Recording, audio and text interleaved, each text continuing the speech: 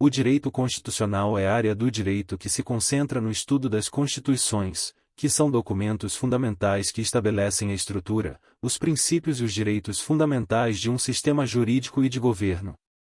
Existem diferentes espécies de Constituição, e elas podem variar de acordo com sua origem, conteúdo e forma.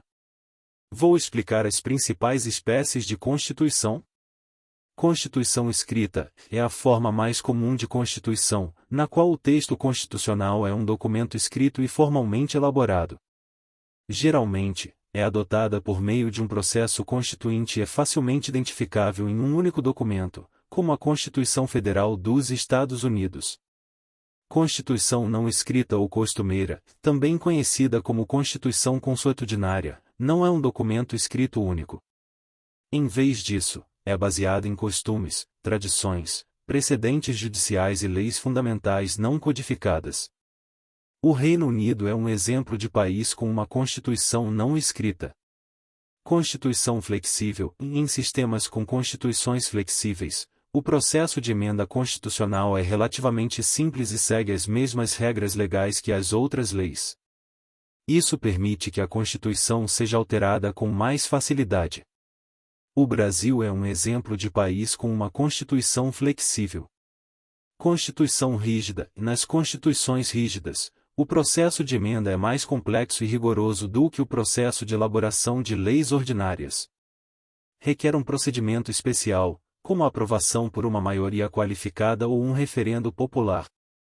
A Constituição dos Estados Unidos é um exemplo de Constituição rígida. Constituição outorgada é aquela que é imposta por uma autoridade central, como um monarca ou um regime autoritário, sem o envolvimento direto do povo. Normalmente, não é o resultado de um processo democrático. Um exemplo histórico é a Constituição de 1824 no Brasil, outorgada por Dom Pedro I. Constituição promulgada é a Constituição que é elaborada e adotada por um órgão constituído por representantes eleitos pelo povo, refletindo a vontade popular. A Constituição Federal do Brasil de 1988 é um exemplo de Constituição promulgada. Constituição material, e além da estrutura organizacional do governo, aborda também questões de direitos fundamentais, princípios e valores. Geralmente, é mais detalhada e inclui uma extensa lista de direitos individuais e sociais.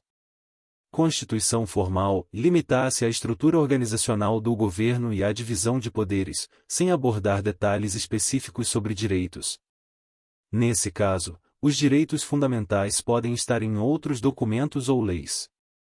Essas são algumas das principais espécies de Constituição, e os sistemas constitucionais podem variar consideravelmente de país para país. A escolha de uma Constituição específica depende da história, da cultura política e das preferências de cada nação.